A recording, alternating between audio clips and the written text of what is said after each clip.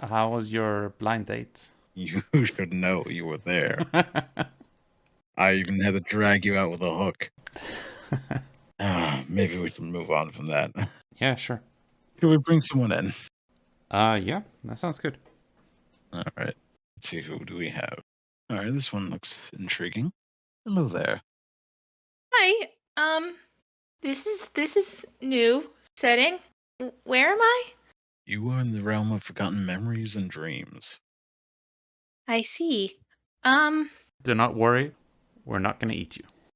okay, that's definitely reassuring.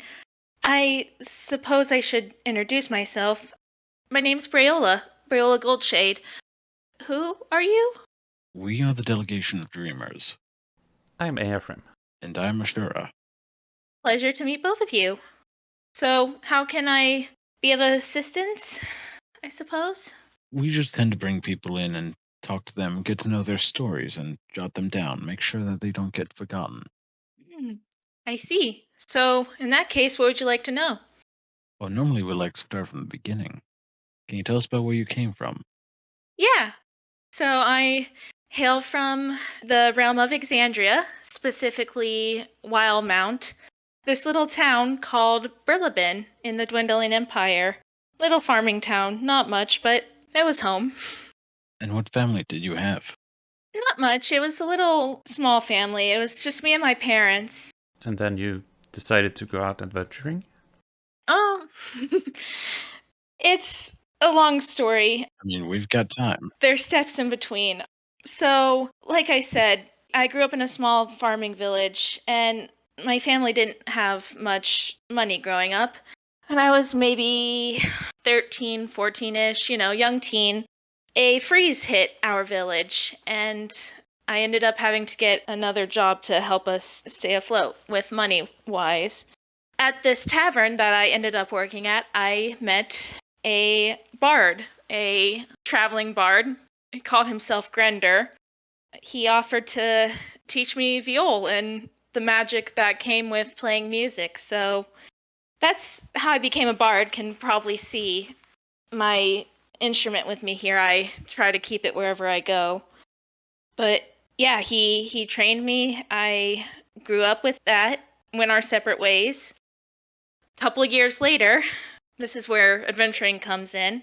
I had gotten home from a late night at a tavern. I was again working at taverns, but this time as a musician, performing. Got home late one night after a gig and woke up the next morning to find my most prized possession stolen, which is the viol that the mentor I mentioned gave me, that Grender gave me. It was missing, so I packed up what I could and left, and I've been adventuring since. It just disappeared? Were there any clues as to what happened to it? Not much, unfortunately. The only thing I can think of that possibly happened was that it was taken. The thieves left behind one string. That was the only clue that was left. No. Why would they leave behind just one string? I don't know, it was an old instrument, so my best guess is it fell off. Okay. Made things convenient for me, though. I was able to use that string on a new viol and have that as a magic focus and not completely lose, my powers, my abilities. And when did you discover you had these abilities? Or was it during your training with your mentor? During my training, he had this belief that everyone could learn magic, even if they're not innately born with it, like some people.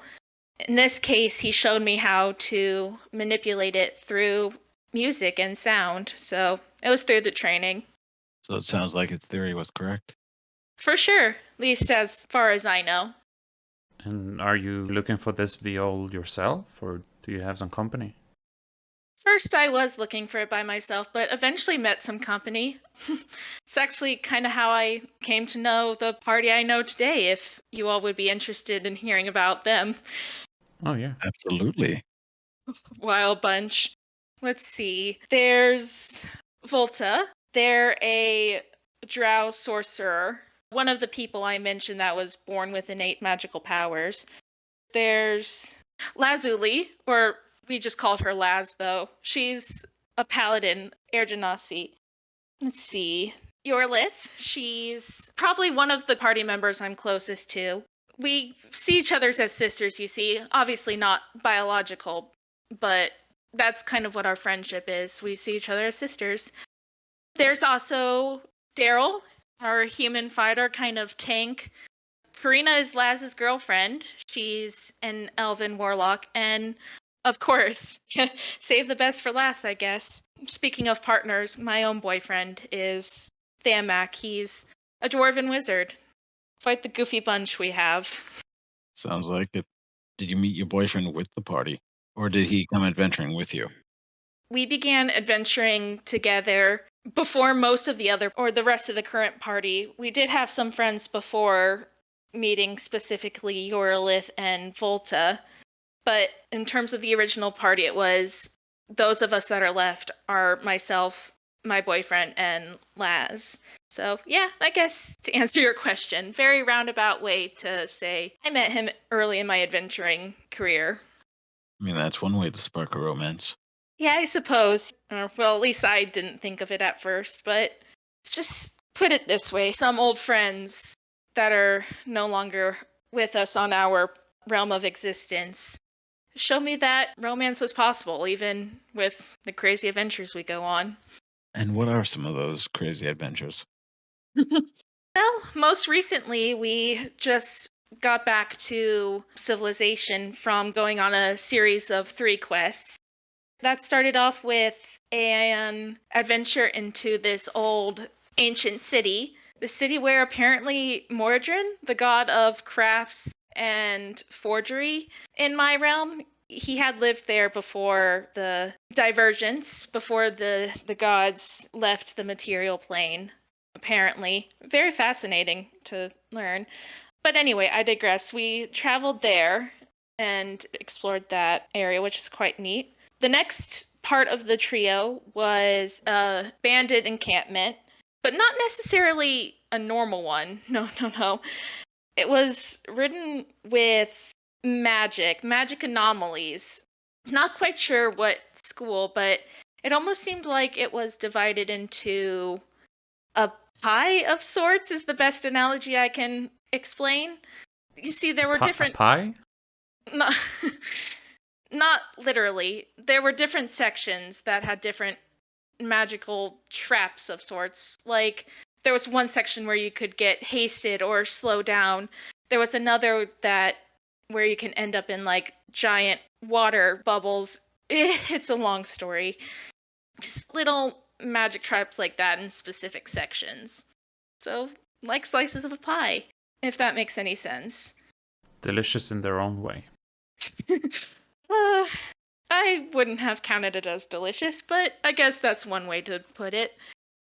Anyway, the last of the trio of adventures that we've had recently was to a town that it's going to sound funny to a couple of dragons, but we investigated a town that had a dragon cult.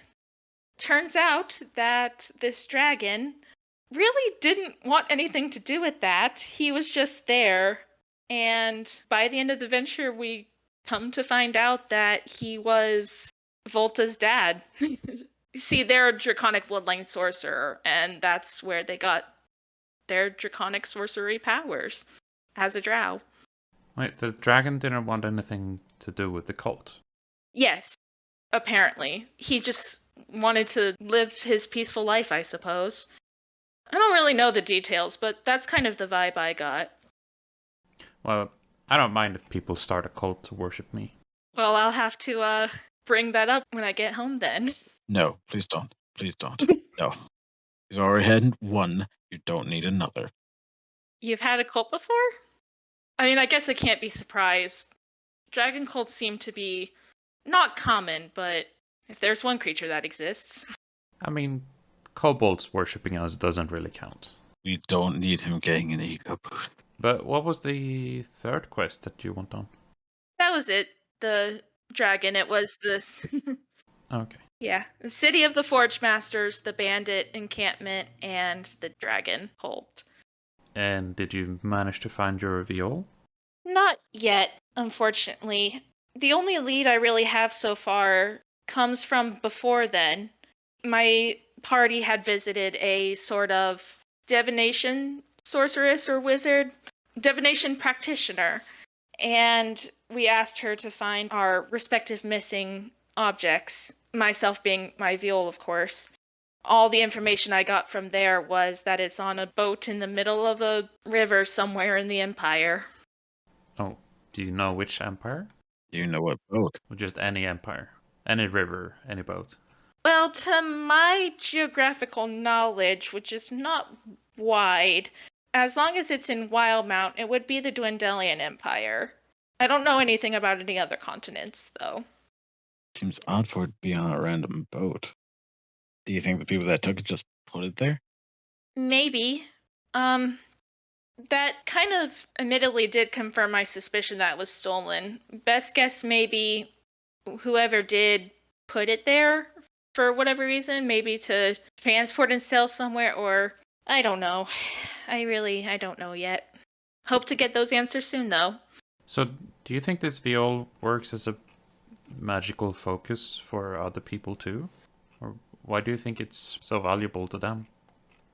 I'm not entirely sure outside of the fact that instruments are just valuable in general, can sell for quite a few gold.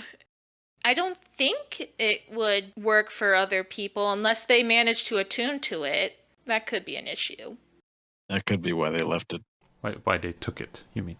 Well, I mean, if they attuned to it and failed, they wouldn't have any use for it. Well, it would still be an instrument. True, true. Yeah. Instruments can sell for what is the saying? A pretty copper, as they say. Speaking of instruments, what instruments do you play? Mainly the viol, but I can play the schwam as well, and a little bit of a wood flute, but I'm mainly a strings kind of person with the viol. What's a schwam? Oh, how do I explain it? It's a double reed instrument.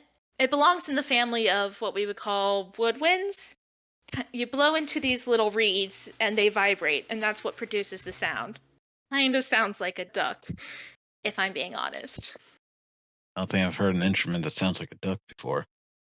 It doesn't sound that bad if you know how to play, but I like to lean more towards my viol for obvious reasons. I sound like a duck. So, when did you and Thunmak, was it? Yes? When did the two of you decide that you were right for each other?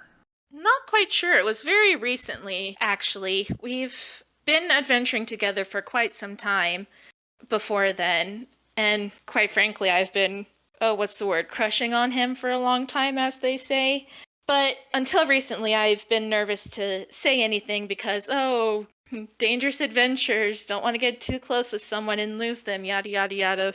But figure no time like the present recently when I spotted him just sitting at a tavern recently. I forget where we were at the time, but just sitting at a tavern. It was some downtime. The rest of the party had gone to sleep already, and he was finishing up some chocolate cake, and I just sat down and explained my feelings, and his response anyway started off with, "I'll think about it. I want to get to know you a little bit first." But then the server came over and asked him if he wanted any more chocolate cake for his quote-unquote girlfriend. And that idiot, he responded to her with, "Yes, I will have some more cake for my girlfriend and me." That's And adorable. then you knew. Yep. Needless to say, my cheeks have gone as red as my hair here. That waitress was wingman for you. Yeah, I guess in a way she was. So this halfling mating practice, is that how you get so short? What? What? When you're crushing on each other? Does it like squeeze? I'm gonna crush you next. You said that you were crushing on him. He's terrible with metaphors. Oh, that would explain that. Yeah, no, it's not literally crushing in that way. Crushing just means, oh, you wouldn't happen to know what pining means, would you? when you take a pine tree and whack someone with it. Okay, that would be a no. Would you really, really like someone and want to be boyfriend, girlfriend, partner with them, but you haven't said your feelings yet? That's what crushing is, and pining in all those terms. It's not literal. We're just a short race, halflings. Okay. You deserve all the head pats. Thanks. I also see that you have a tattoo. Is that symbolic in somehow? Oh, this? Yeah, it's actually symbolic to my deity. You see, recently I've kind of stepped out of being just a bard and dipped my toe into the world of being a cleric. I reached out to the Raven Queen, my realm's matron of death and ravens, and winter too. I reached out to her for some help protecting my party, my friends, and she agreed to help, gave me clerical powers, and this tattoo is sort of a representation of that. It's the cleric version of my veal, I guess. Kind of tap into that whenever I want to use those abilities. And the Raven Queen didn't ask for anything in return? Or just to praise them? She didn't ask for anything in return, per se. It was more so of a promise.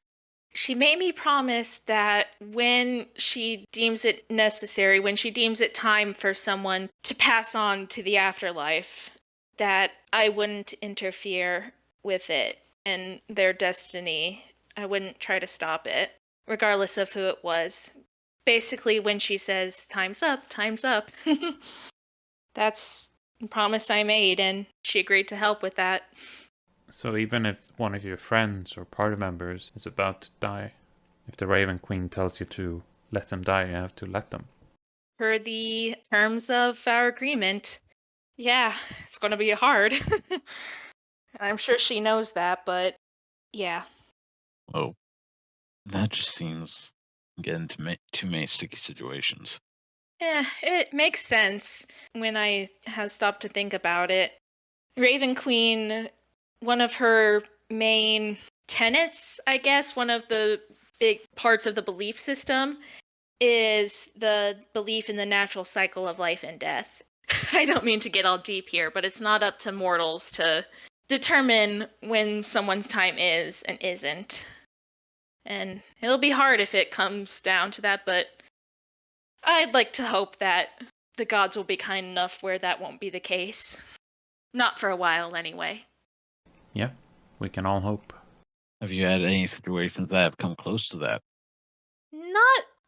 No, I take that back. We did. How could I have forgotten about that? There was one point, it was early in the adventures, actually. We were fighting this creature that I can best describe as. It wasn't a demon, not someone from like the Nine Hells or something like that. A shadow monster. A shadow monster that called itself the Puppet Master. We engaged in a battle with it, and the people that it had under its control within this town. See, it was called the Puppet Master because it can mind control people, called its conduits. We engaged in a battle with it and its conduits, and that nearly ended in all of us getting wiped out. Fortunately, Thamak had this ability to fix it. He had this ability to rewind time, for lack of a better description. Just like someone editing an episode. Fourth wall, fourth wall. Anyway, are you still adventuring with your party? Yeah, we're taking a bit of a break right now. Like I said earlier, we just got back to civilization, specifically the capital city of the Dwindelian Empire, Kovak Centrum. We just got back and are having some downtime now, but we're getting ready to go back out adventuring. And what would you say has been one of your favorite adventures so far? That's a good question. Probably of the ones I haven't mentioned yet. In general, I really found the City of the Forge Masters interesting. That was the one where we explored Mordred's old city that I mentioned before. Of the ones I haven't mentioned yet, there's this early one It wasn't so much a quest as a side quest, I guess, if you will. The divination mage that I talked about earlier, see, their orb had gone missing, and they asked us to help them find it. Turns out it was also taken, kind of like my veal, but not by the same people, I don't think. We found it and returned it, and that's how we were able to get visions of our missing things, at least for free. It was their payment to us of returning their missing orb. Oh, okay. So your world has a lot of problems with thieves stealing instruments and orbs and stuff. Yeah, it's definitely seems to be a trend.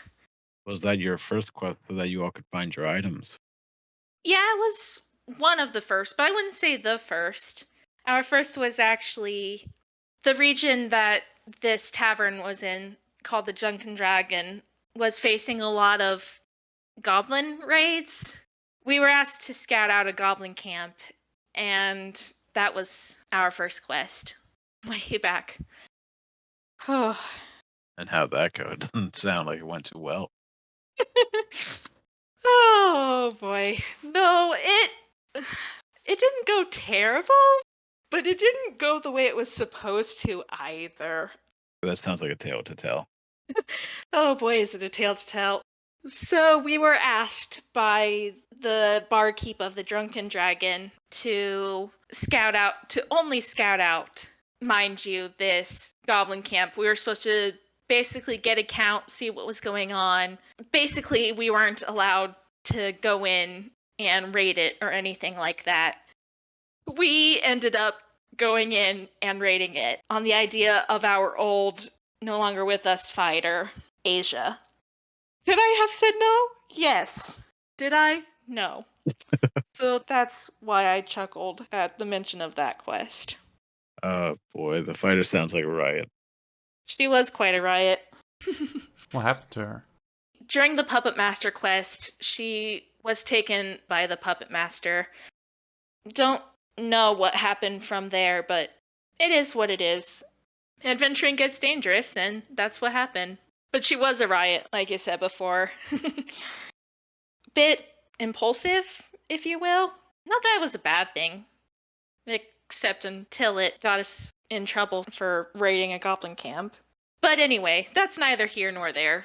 Any idea where she might be? Or where the puppet master might be in that case? Well, we defeated the Puppet Master, so I'm hoping whatever monster spawn goes once it's defeated. As for Asia, though, unfortunately, I believe she's in the next life as well. Like I said, that was a rough quest for us for a multitude of reasons. So sorry to hear that. Thank you. I appreciate it. So these orbs that you mentioned, what was the significance of them? Oh, well, I already mentioned the Luxara's orb. They were just use it to see into it, but that is different from the main quest I realized I haven't mentioned yet that we've been doing was finding these orbs or these keys of sorts. They're keys to something called the Labyrinthine Caverns, which I guess according to Laz in her research hold the ley lines, the natural magic of our realm. Sort of kind of a nexus point of sorts. Don't really know too much significance other than that. Of course, with them being as important as they are, there has to be a villain trying to go after them. So that's what we're doing, is trying to stop him from gathering the orbs, gathering these keys, get them before he does, and get access to the caverns before he does. Oh, okay. And what do you believe is in there? I'm not entirely sure, to be honest, not other than the magical energy, the ley lines I mentioned. My best guess is that he wants this villain, Alakin is his name. My best guess is he would want access for the power, for the pure magical power to make him stronger. Why, I'm not sure. And I'm not sure if there's anything in there other than that to answer your question. But who knows? Only time will tell. So what do you plan on doing after you're done adventuring? I think it'd be nice to settle down. I would have to talk with Thamek about this, of course, but I think it'd be nice to settle maybe in Rex Centrum. For one, it's a big city, so a lot of resources there. We can live relatively comfortable lives. Two, there's a school there, a magic academy called the Sultrus Academy. I think it'd be cool to teach there someday when I'm done adventuring. And who knows, maybe Thamak, being the wizard he is, can do so as well if he so chooses. Would you continue to play instruments in the taverns? Or would you be teaching music? Primarily teaching music, but maybe as a side gig it'd be cool to occasionally play in taverns. And maybe above all that, also offer my services as a cleric. I don't know, it sounds like a lot, but we'll see. Well, in that case, we might need to invite you to the next tavern event. Could play some instruments, get some people dancing. Next tavern event? Yeah, we have them upon occasion. I would be honored to play for you guys and any of your fellow patrons. Well, we would love to have you. But until then, have a good awakening.